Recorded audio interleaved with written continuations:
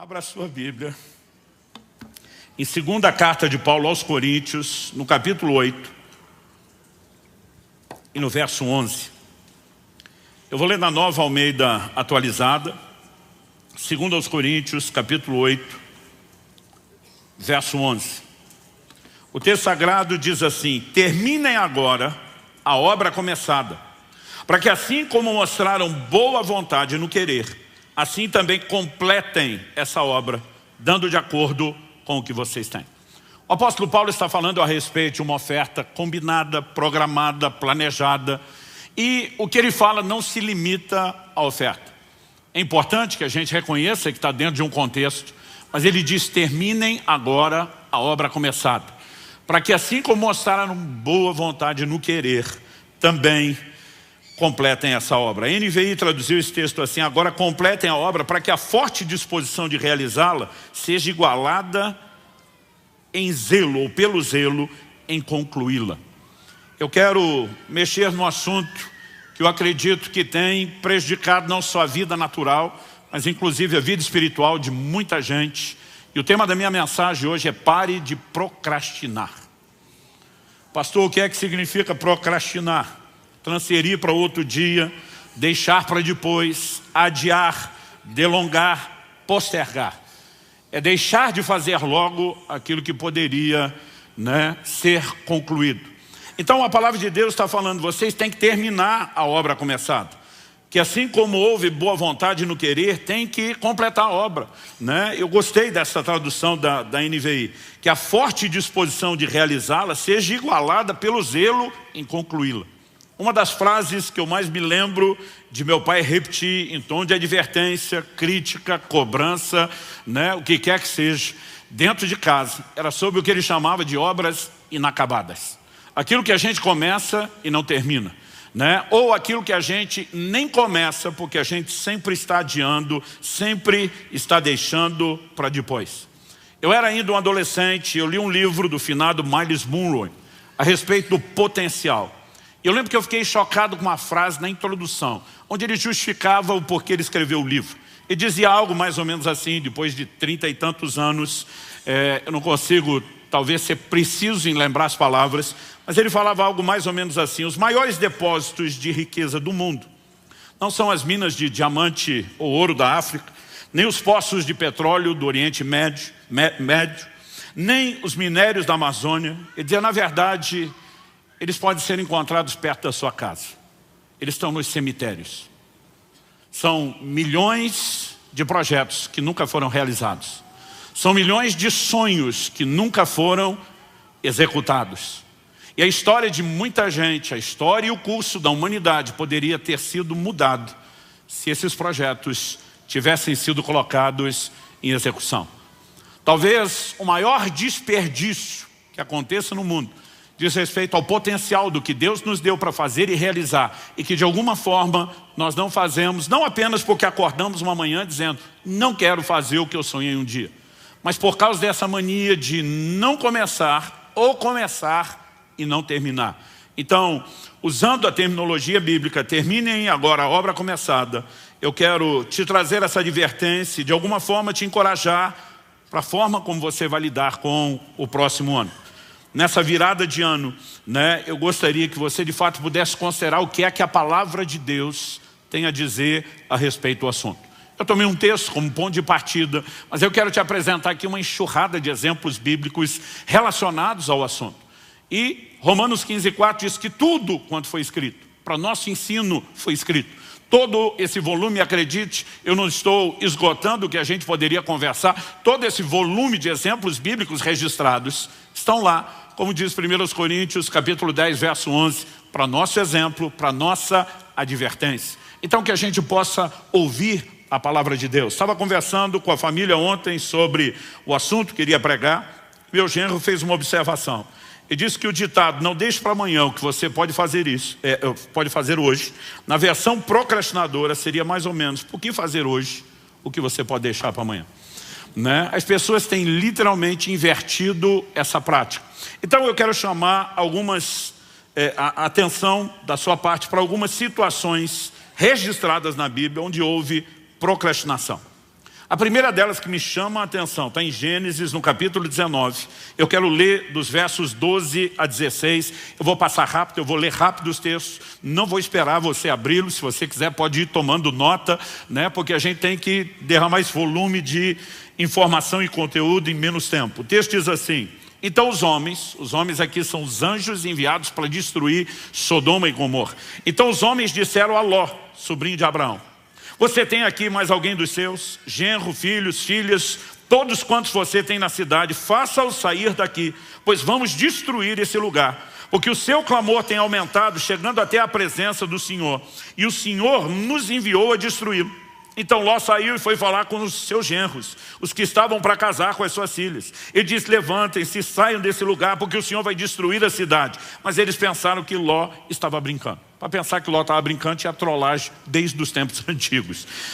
O texto continua e diz assim: ao amanhecer os anjos apressaram Ló, dizendo: levante-se, pegue a sua mulher e as suas 2 filhas que aqui se encontram, saia daqui, para que você não morra quando a cidade for castigada.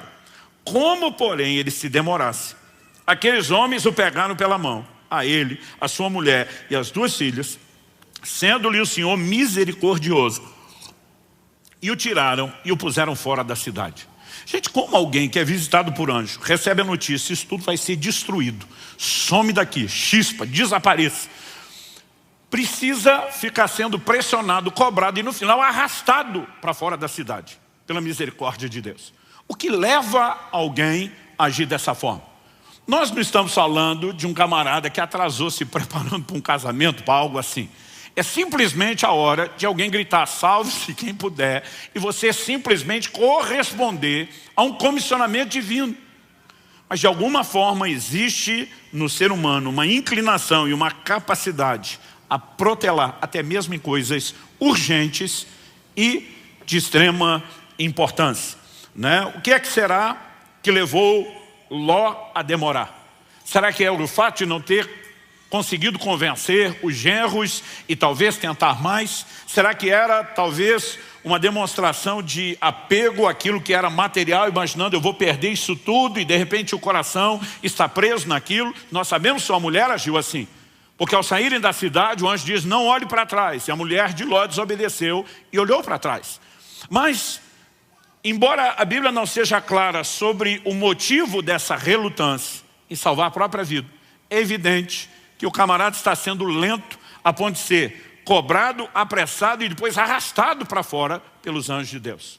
O que o leva, né, o levou a agir assim, o que leva as pessoas a agir assim. Eu quero te dar um outro exemplo bíblico. Êxodo capítulo 4, de 24 a 26, fala de um momento onde Moisés, para quem o Senhor apareceu na sarça e o envia de volta ao Egito com a missão de libertar o seu povo de Israel. Agora ele pega a família, ele está na viagem para o Egito para executar uma missão que recebeu de Deus. E olha o que esse texto diz: estando Moisés no caminho, numa estalagem, o Senhor o encontrou e quis matá-lo. Então Zípora pegou uma pedra afiada, cortou o prepúcio de seu filho e com ele tocou os pés de Moisés e disse: sem dúvida, você é para mim um marido de sangue. Assim o Senhor o deixou. Ela disse: marido de sangue, por causa da circuncisão. Gente, nós sabemos que Deus não é bipolar. Os capítulos 3 e 4 de Êxodo mostram Deus convencendo Moisés a corresponder ao seu chamado. Deus o envia ao Egito porque quer usá-lo. Agora, no meio do caminho, Deus aparece na estalagem para matá-lo. Então, será que Deus não estava decidido sobre o que queria? Evidente que Deus sabia muito bem o que queria. Mas a partir do momento em que Moisés se dispõe e diz: eu atendo o seu chamado e vou, Deus diz: bonitão, se você vai fazer a minha obra, é do meu jeito e não do seu. Havia uma aliança firmada com Abraão, o primeiro patriarca, de que todo macho na família tinha que ser circuncidado. Essa aliança vem sendo guardada e obedecida por gerações, por séculos. E por algum motivo, nós vemos que Moisés não circuncidou seu filho. Eu vou te dizer o que esse texto me faz pensar. O motivo é que ele se casou com uma mulher gentia. Não era parte da cultura daquele povo circuncidar o filho. Nós estamos falando de uma cirurgia para uma criança. Eles faziam isso aos 8 dias de idade, né? O momento onde a cicatrização está assim, praticamente no nível da perfeição para acontecer. Deus estabeleceu a hora de fazer a cirurgia. Agora tente imaginar a mamãe que não conhece a cultura, que talvez não conhecesse a Deus, não da forma como aquele povo conhecesse. Descobrir que agora o marido com quem ela casou quer mutilar o filho. numa cirurgia sem anestesia, sem asepsia, sem analgésico, sem anti-inflamatório nem antibiótico. Eu imagino que aquela mulher enlouqueceu. Ela deve ter se colocado entre o filho e Moisés e falado alguma coisa do gênero, só por cima do meu cadáver. E o Moisés, talvez, para não criar uma situação dentro de casa, disse, tá bom. E ele simplesmente vai deixando e deixando. E agora, quando Deus aparece e vem para cima dele, a mulher entende. O texto não é claro sobre o que Deus está falando com ele, mas a mulher entende, corre circuncidar, mas ainda assim joga na cara de Moisés, você é um marido sanguinário, você me obrigou a fazer isso. Eu percebo muita gente protelando e procrastinando decisões importantes, porque simplesmente não conseguem unir a família em torno de um projeto, de entender a importância de algumas coisas, e elas não percebem o que elas realmente estão fazendo. Talvez Moisés pensou, estou evitando um conflito e criando um com Deus. Não tem nada de sábio nem de inteligente nisso. Daqui a pouco eu falo sobre a questão da circuncisão. Segundo Crônicas, capítulo 24, de 4 a 6. A Bíblia fala da restauração do templo nos dias do rei Joás. E o texto diz assim, depois disso Joás decidiu restaurar a casa do Senhor. Reuniu os sacerdotes e os levitas e lhes disse, vão pelas cidades de Judá e levantem de todo Israel dinheiro para que todos os anos sejam feitos reparos no templo de seu Deus e façam isso depressa. Porém os levitas não se apressaram. Então o rei mandou chamar o sumo sacerdote Joiada e lhe perguntou, por que você não exigiu que os levitas trouxessem de Judá e de Jerusalém o imposto que Moisés, servo do Senhor, pôs sobre a congregação de Israel para tendo o testemunho? O que leva a Joiada, os demais sacerdotes e todos os levitas a não obedecer um comando tão claro do rei? Para não apenas executar a tarefa, mas o rei diz, e façam depressa. Mas a Bíblia diz, nenhum deles se apressou. Eu fico me perguntando, o que é que passou pela cabeça dessa tribo sacerdotal? Será que o pensamento foi, quem decide as coisas do ministério somos nós e não ele? Será que eles simplesmente estavam no lugar de uma incapacidade de perceber que quando eles mesmos é que deveriam ensinar a lei de Moisés, o rei está cobrando que o que Moisés determinou na lei por direção de Deus seja feito? Eu não sei exatamente o que foi, mas de alguma forma a procrastinação está ali, né? E o rei precisa interferir para que o projeto seja executado. Quando chegamos no Novo Testamento, eu não vou me estender muito nesses exemplos, eu quero apresentar mais alguns que são desculpas que foram dadas a Jesus. Lucas capítulo 9, de 59 a 62, diz assim, a outro Jesus disse, siga-me. Mas ele respondeu, Senhor, deixe-me ir primeiro sepultar meu pai. Mas Jesus insistiu, deixe que os mortos sepultem os seus mortos. Você, porém, vá e anuncie o reino de Deus. Outro lhe disse, Senhor, quero segui-lo, mas permita que antes disso eu me despeça das pessoas da minha casa. Mas Jesus lhe respondeu, ninguém que põe a mão no arado e olha para trás é apto para o reino de Deus. Há uma série de especulações entre os estudiosos e os comentaristas bíblicos sobre o que significa a frase, deixe-me ir primeiro sepultar meu pai. Mas é praticamente um consenso, ninguém acredita que o pai tinha acabado de morrer. Em primeiro lugar, porque se isso tivesse acontecido, o sepultamento ele não acontecia num prazo tão curto como o nosso. A lei determina que em 24 horas, né, a partir de constatada a morte, o corpo tenha sido sepultado por questões, né, de saúde. Mas eles tinham o hábito de embalsamar os seus mortos, algo que aprenderam desde o tempo em que viveram no Egito. E normalmente havia tempo para se chorar, para se lamentar os mortos. Aqui eles estavam fazendo isso antes do sepultamento. Normalmente pela proximidade e o contato com o cadáver, e um filho dificilmente, eu não vou dizer impossível, mas dificilmente não teria tido contato com o corpo morto do pai. Não poderia estar em público com outras pessoas, ele era considerado impuro. Outras pessoas acreditam que isso se trata do segundo sepultamento, que é quando de fato, né, todo o corpo havia se decomposto e sobravam só os ossos, né, porque aquela capacidade de embalsamar não era no nível das múmias dos faraós, que ainda podem ser encontradas. Então aquilo tinha prazo de validade, era estendido, mas tinha. E depois os ossos eram movidos, como José pediu que movessem os seus ossos quando saiu do Egito. Alguns chamam isso de o segundo sepultamento. Mas o que quer que seja que esteja em discussão, a maioria dos comentaristas, e eu vou com eles, acreditam no seguinte, Normalmente, o filho tomava decisões e tinha responsabilidade, se tratando do filho mais velho, quando o pai morria. Ele passava a ser o responsável pela casa. A maioria acredita que esse cara está dizendo, quando meu pai morrer e eu finalmente estiver livre para tomar as decisões pela família, eu farei isso. Em qualquer uma das possibilidades, ele está olhando para o próprio Jesus e dizendo, o que o Senhor falou é legal, eu só não vou fazer logo. Eu também não sei dizer quando é que eu vou fazer, mas uma hora eu quero fazer. É a conversa do procrastinador, né? O segundo, ele simplesmente diz, me permita que eu me despeça das pessoas da minha casa. E aqui nós podemos imaginar que Jesus não está apenas avaliando a conversa. Daqui a pouco eu quero que você veja que quando Elias joga a capa sobre Eliseu, ele pede para despedir da família. E o Elias dá o joinha para Eliseu e diz, tudo bem. Até porque você vai ver que é um movimento rápido. Aqui nós podemos imaginar, né, que o Senhor está lendo o coração da pessoa e não apenas a sua resposta. Mas igualmente Jesus diz, aquele que põe a mão no arado e olha para trás, não é apto para o reino de Deus. E eu percebo que várias pessoas, elas demonstram um mix de sentimentos que acabam falando mais alto do que as suas prioridades. O que eu sinto sobre minha casa, o que eu sinto sobre a família, o que eu sinto sobre os meus projetos. E mesmo diante de um chamado direto da boca do próprio Senhor Jesus, elas têm dificuldade de estabelecer e definir as suas prioridades. O contraste desses exemplos bíblicos de gente procrastinando são textos, eu quero dividir isso em dois grupos, situações onde a Bíblia registra que não houve procrastinação. Nesse grupo que não procrastinou, eu quero dividir os exemplos em dois, subdividir em dois grupos. Os que agiram imediatamente e aqueles que refletiram antes de agir, mas também não demoraram para agir.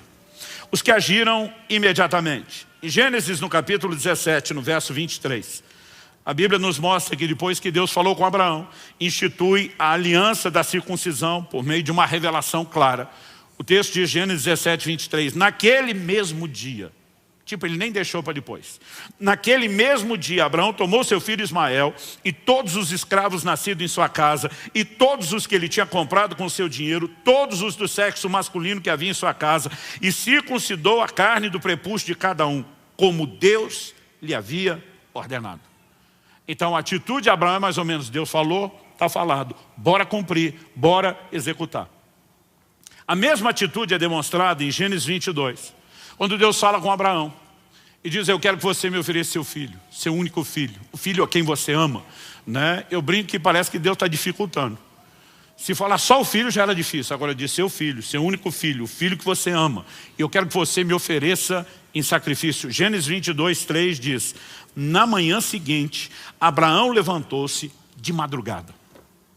Então, ele simplesmente espera o momento que está próximo do amanhecer, mas antes mesmo da luz sair, ele se levanta e diz, vamos fazer o que Deus executou. O que se Deus falou, está falado. Em 1 Reis, no capítulo 19, de 19 a 21, nós temos o chamado de Eliseu, que eu mencionei agora há pouco. O texto sagrado diz, Elias saiu dali e encontrou Eliseu, filho de Safate, que estava lavrando com 12 juntas de bois adiante dele. Ele estava com a 12ª junta. Elias passou por ele, lançou o seu manto sobre ele. Então Eliseu deixou os bois, correu atrás de Elias e disse, deixa-me beijar o meu pai e minha mãe, então eu o seguirei. Elias respondeu, vai e volte, pois você já sabe o que fiz com você. Eliseu voltou para trás, pegou a junta de bois e o sacrificou.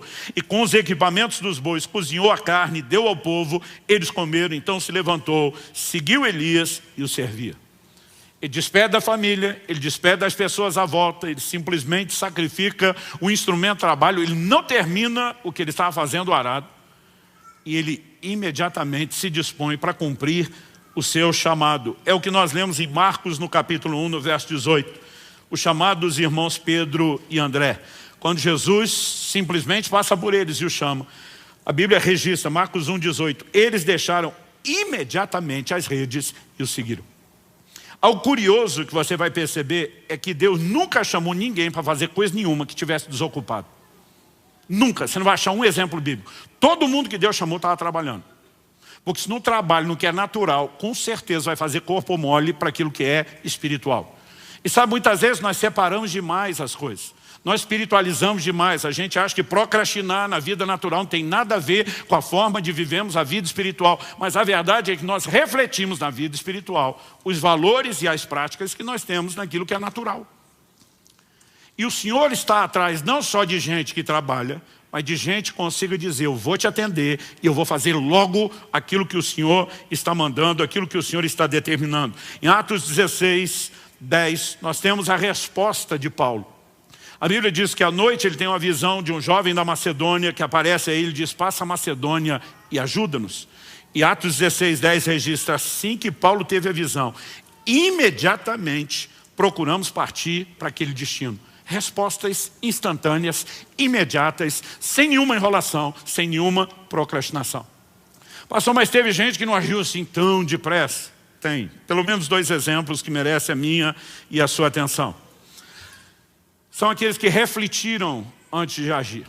Mas mesmo nesse grupo você não vê uma demora na reflexão e nem vê uma demora no pós-reflexão, que diz respeito à ação.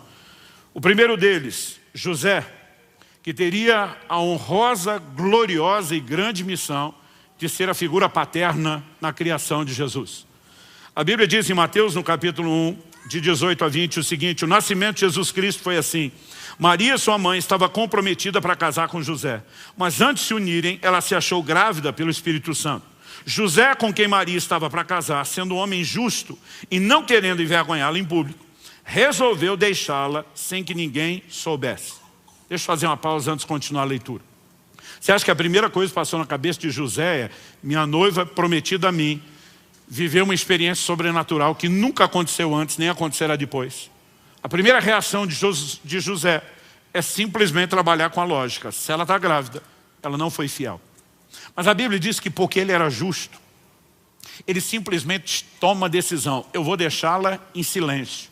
Eu não quero que ela seja difamada. Alguns acreditam que ele poderia aplicar a lei de Moisés, exigir que ela fosse morta. O coração dele é correto, mas olha o que diz a continuação do texto. Enquanto ele refletia sobre isso, eis que lhe apareceu em sonho um anjo do Senhor dizendo, José, filho de Davi, não tenha medo de receber Maria como esposa, porque o que nela foi gerado é do Espírito Santo. Tem muita gente tomando decisão impulsiva, naquele calor do momento, onde os sentimentos estão acesos, onde você não conseguiu enxergar ou avaliar ou ponderar todas as coisas, e muita bobagem acontece aí. Esse homem que Deus soube escolher era um homem sábio. Ele está pensando, ele já tem mais ou menos seu plano, mas ele diz, deixa eu refletir um pouco mais. E essa posição dele de dizer, deixa eu refletir um pouco mais, permite que ele tenha tempo, antes de tomar as decisões, de ouvir a Deus. Mas tão logo ele ouve a direção de Deus, de pronto, ele simplesmente age e obedece o comando que lhe foi dado. E eu e você precisamos ser gratos a Deus por isso, porque um plano gigantesco da redenção da humanidade estava em jogo. Em Atos, no capítulo 10, nós lemos que o apóstolo Pedro estava orando e teve uma visão. E a Bíblia nos fala o seguinte, versos 19 e 20 de Atos 10. Enquanto Pedro meditava a respeito da visão, o Espírito lhe disse, estão aí 3 homens à sua procura. Portanto, levante-se, desça e vá com eles sem hesitar, porque eu os enviei. E o que você vai ler depois no verso 23, é que ele recebe essas pessoas, dá pouso a eles, e no dia seguinte, todo mundo já sai de viagem, porque eram 2 dias de viagem, 60 quilômetros de trajeto para caminharem a pé. Eu não quero de forma alguma fazer parecer que refletir seja ruim. Quando nós falamos de procrastinar, é algo que toda hora está sendo empurrado, toda hora está sendo empurrado. Não, segunda eu vou começar a dieta. Mas na segunda ele diz, pode ser na outra segunda, porque afinal de contas, qualquer segunda está no seu dia. Então existem coisas que vão sendo prorrogadas de forma indefinida. Existem outras que você pode chamar de planejamento estratégico. Tem hora que não adianta sair correndo sem entender com clareza o que te aguarda. Provérbios diz no capítulo 20, no verso 25, é uma armadilha dizer precipitadamente, isso é santo, e só refletir depois de fazer o voto. Então a Bíblia está dizendo, é importante que você reflita antes de tomar decisões. Agora, o que você não pode, em nome da reflexão, passar a vida inteira refletindo e nunca tomar a tal da decisão de fazer aquilo que tem que ser feito ou de completar aquilo que foi começado. Nós vemos o próprio Jesus falando em Lucas, no capítulo 14, dos versos 28 a 30. Ele não queria ensinar sobre planejamento, mas ele dá o exemplo que todo mundo entende. Ele diz: qual de vocês é o homem que na hora de construir uma torre não senta primeiro para calcular quanto custa, para ver se pode terminar? Ou seja, não sai correndo construir, planeje. Quanto recurso eu preciso, quanto tempo eu preciso. Agora, é diferente você entender um planejamento estratégico, né, que requer de você um tempo de reflexão, de planejamento para o projeto, de procrastinação. Essas coisas não podem ser comparadas. A procrastinação é aquele cara que ele está sempre refazendo o projeto, sempre refazendo, mas nunca faz nada, só faz o projeto. A execução não acontece. Qual a diferença entre esses dois subgrupos que eu chamei, essa subdivisão de dois grupos dos que executaram? A diferença é uma só. O primeiro grupo que agiu imediatamente já tinha uma palavra de Deus, já sabia o que tinha que fazer. E se Deus falou, você não tem mais nada para pensar. Então assim, eu não preciso parar para pensar diante de qualquer decisão, qualquer que seja. Vou fazer um negócio, tenho que ser honesto, eu não preciso pensar nisso. Deus já disse para não ser. Deus já disse para não roubar. Deus já disse para não negociar, né, de forma ilícita. Não tem mais nada para ser pensado. Em todas aquelas áreas onde Deus já falou com clareza, a gente não tem nem o que pensar. Agora, há situações onde talvez Deus te disse o que fazer, mas ainda não revelou o como e o quando. E aí toda a ponderação e reflexão é muito bem-vinda. No livro de Eclesiastes nós lemos que o sábio entende o tempo e o modo. Porque às vezes não é só saber o que fazer, é entender o como, é entender o quando, e daqui a pouco eu volto a falar da importância dessa reflexão. Mas a diferença é que um grupo age imediatamente, porque já sabe o que Deus falou, o outro reflete até ouvir Deus falar, mas a partir do momento que Deus fala, eles agem. Ou seja, a diferença é o tempo onde cada um ouviu a Deus. Mas tanto o primeiro como o segundo grupo. O primeiro não precisou de reflexão, porque Deus já falou de cara. O segundo precisou de reflexão, mas tanto um como o outro, imediatamente após Deus falar, eles se posicionaram e agiram. Qual é o elemento comum nesses exemplos? Em primeiro lugar, nós vimos situações onde houve procrastinação.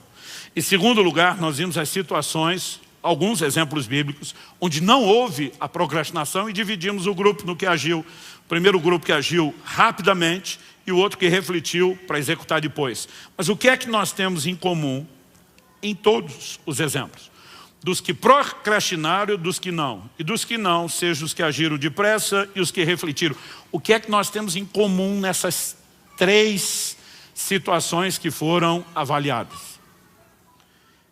Eu não sei você, mas eu gosto muito de estudar a palavra de Deus procurando padrões. Aquilo que se repete. E nós temos um padrão aqui. E o ponto em comum é a voz de Deus. Quando você olha para o primeiro grupo de gente que procrastinou, o que você tem pode ser resumido dessa forma: gente que não deu ouvidos à voz de Deus. Ló, em relação à direção dada por meio dos anjos, está relutando. O que significa a palavra anjo? Mensageiro. São enviados da parte de Deus. Vieram com uma mensagem de Deus, com uma missão de Deus. Mas Ló está demorando em corresponder com aquilo que Deus, por meio dos anjos, falou.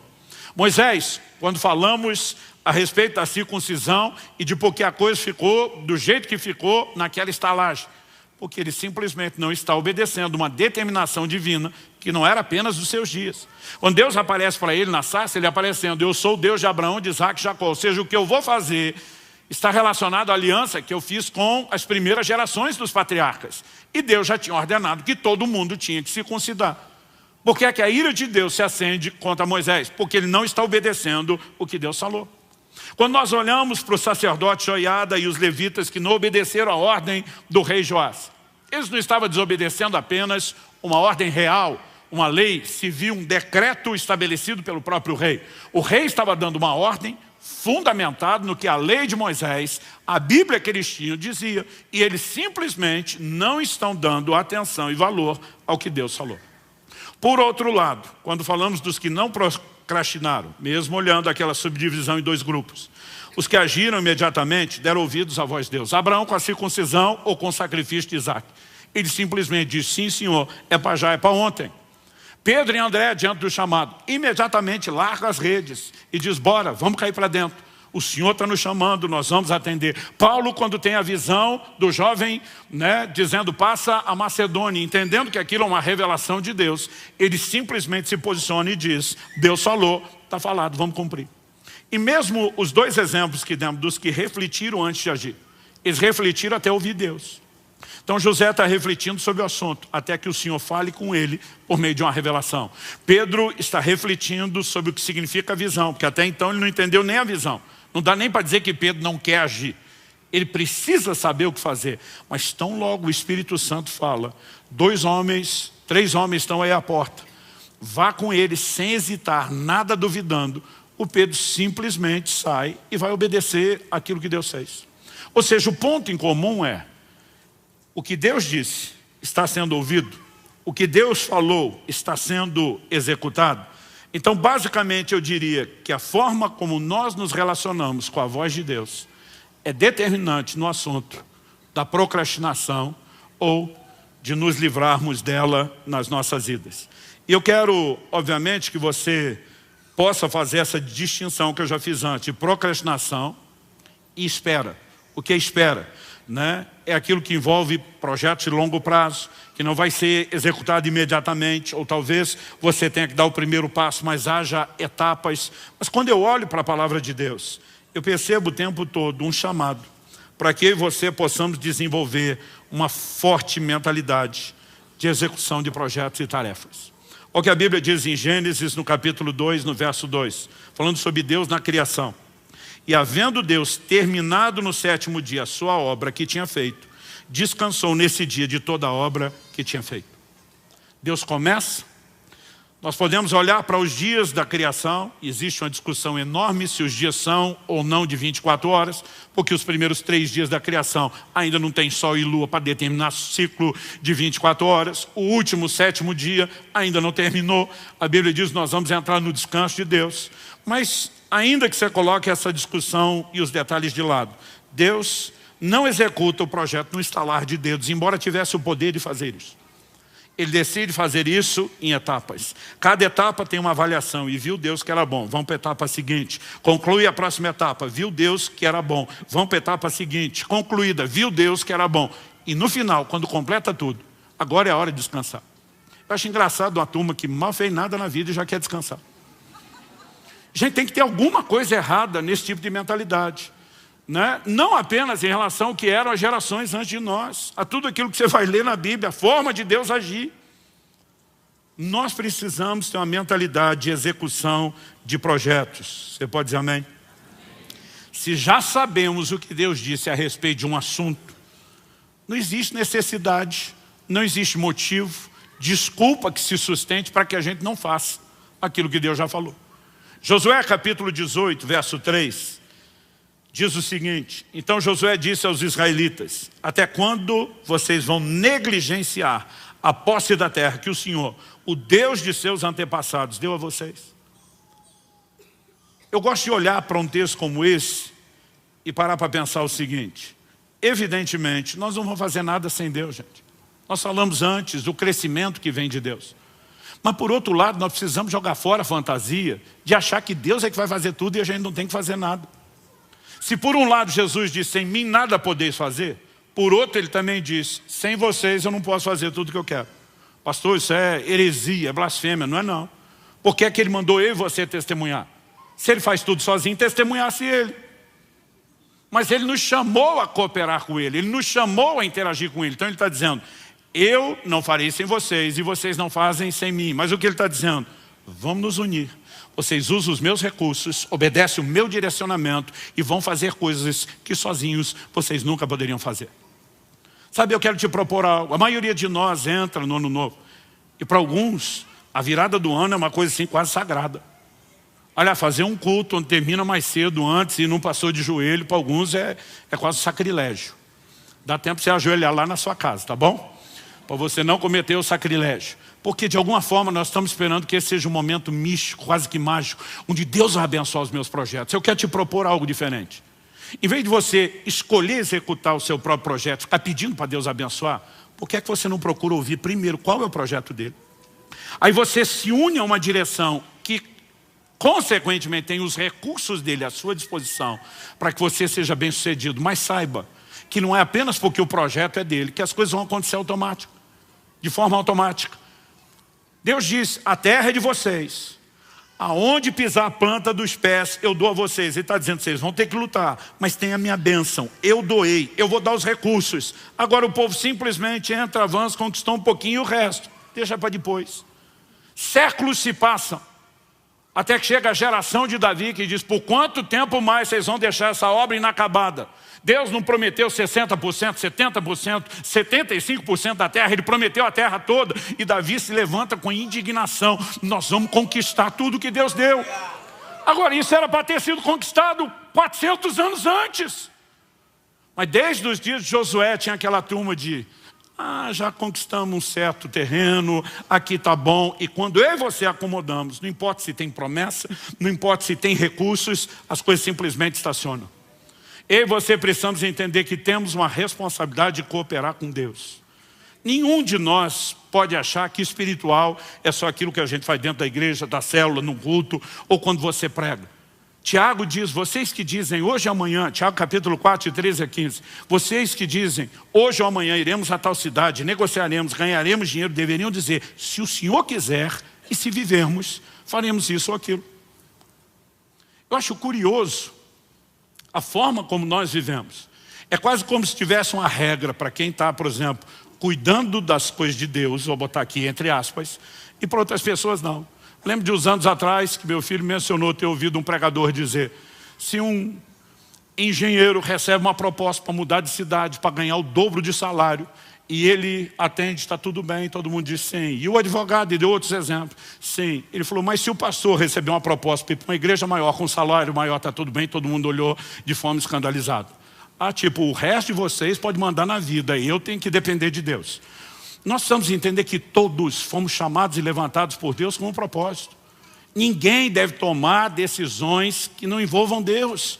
E a maioria de nós tem estragado muita coisa na nossa vida, simplesmente porque a gente não ouve Deus. Pastor, como é que nós podemos ouvir Deus? Tem duas coisas muito simples e básicas. A direção primária de Deus se dá por meio da sua palavra, da Escritura. Todas as demais serão julgadas por meio dela. O Salmo 119, 105 diz, lâmpada para os meus pés é a tua palavra, luz para o meu caminho. Então, tudo aquilo que Deus falou na Escritura já ilumina o meu e o seu caminho. Nós temos que andar na palavra de Deus. Agora, há áreas onde a palavra de Deus não vai cobrir com clareza aquele terreno que nós vamos chamar de personalizado. Por exemplo, Jesus mandou pregar o Evangelho para toda a criatura, para todas as nações, fazer discípulos de todas as nações. Significa que cada um de nós tem que ir a todas as nações? Não. Essa é uma ordem genérica dada a todo o corpo. Agora, onde cada um de nós deve ir? A palavra de Deus não diz. Aí eu e você precisamos entender a importância de um relacionamento com o Espírito Santo. Romanos capítulo 8, verso 14 diz que os que são guiados pelo Espírito de Deus são filhos de Deus. Moisés procrastinou porque não obedeceu uma ordem que já era clara. Por outro lado, nós vemos gente que diante de uma ordem clara correspondeu imediatamente. A questão é como eu e você lidamos com a voz de Deus. Eu percebo que a maioria de nós não está levando isso tão a sério.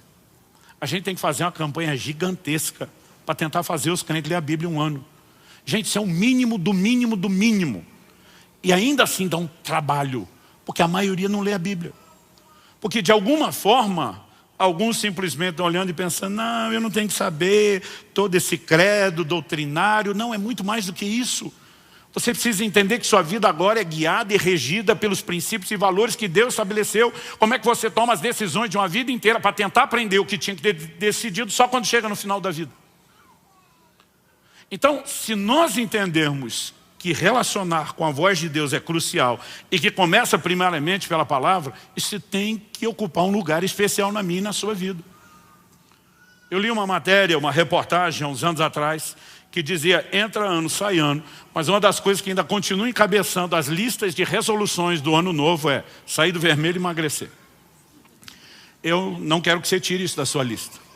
São coisas importantes, mas eu sugiro que você coloque uma coisa em primeiro lugar: ouvir a Deus. Gastar tempo com a palavra de Deus, ler, meditar, estudar a palavra de Deus. Deus diz para Josué, se você tomar o cuidado de não apenas meditar, mas confessar a palavra, praticar, andar nela, você vai ser bem sucedido em todas as coisas. Sabe, esse negócio de que tem que estudar a Bíblia só quem prega, é muito equivocado. Nós vamos entender que a receita para a prosperidade, o que quer que tenhamos sido chamados para fazer, vem da palavra de Deus, que é uma família próspera. Você precisa andar e decidir tudo da sua vida em família baseado na palavra de Deus. Que é um negócio, uma profissão ou cumprimento do seu propósito próspero. Porque prosperar é cumprir o propósito. A gente precisa parar nesses dias de comparação, de ficar olhando para o outro, medindo força, querendo ser mais do que o outro. Eu não tenho que ser o que o outro é. Eu tenho que ser o que Deus me chamou para ser. E você também. Agora, se eu e você começamos a botar uma régua baseada no que a gente olha para os outros, ou tentando imitar o que o outro ouviu de Deus, nós nunca vamos fazer aquilo que Deus nos pediu. Então nós precisamos de tempo com a palavra. E nós precisamos de uma vida de oração, onde buscando ao Senhor haja clareza para todos os propósitos e para todos os projetos que Ele tem para a nossa vida. Porque se a voz de Deus for clara, eu e você vamos poder nos posicionar e agir em cima disso. Repito, agir imediatamente não significa fazer tudo de uma vez. Algumas coisas que nós somos chamados, que eu vou repetir, são projetos de longo prazo. A gente não pode olhar para algumas coisas como, esse ano eu vou dar um gás na criação do filho e no outro eu estou liberado. Não, até que eles cresçam, você está envolvido nesse projeto. Nós podemos falar de coisas que envolvem uma vida inteira.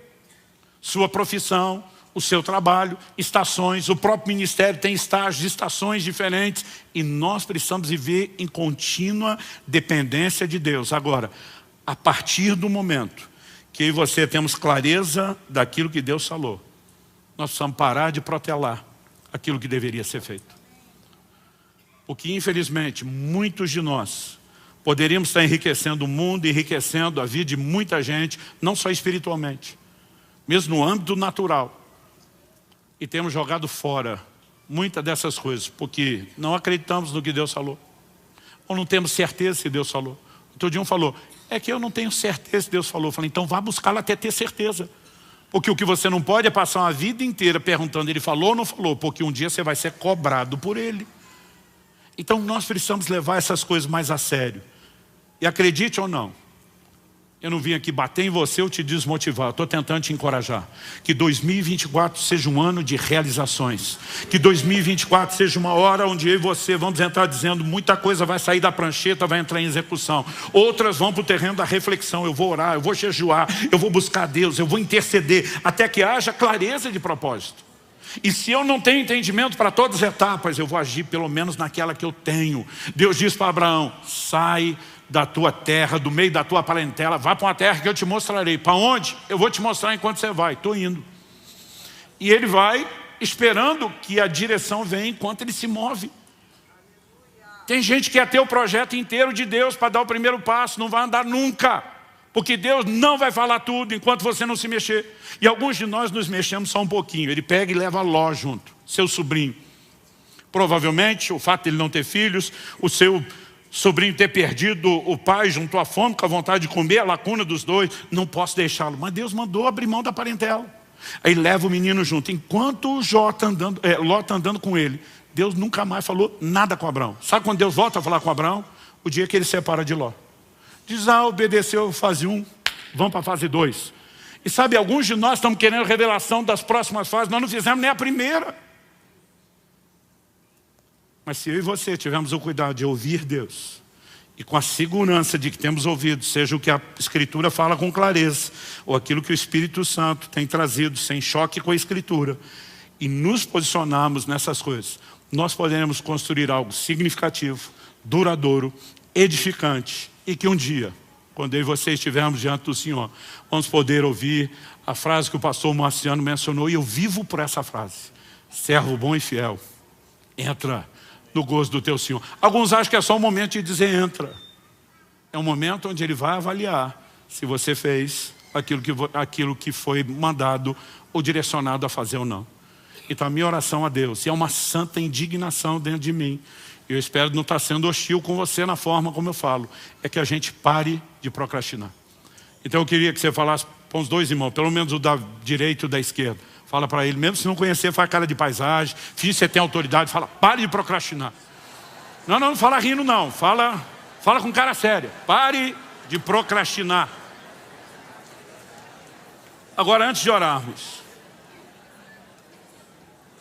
eu quero ler um último texto.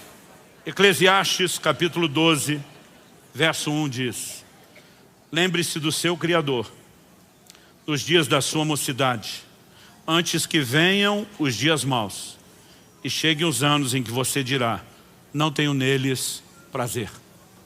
Há muita gente deixando Deus entrar só no final da vida.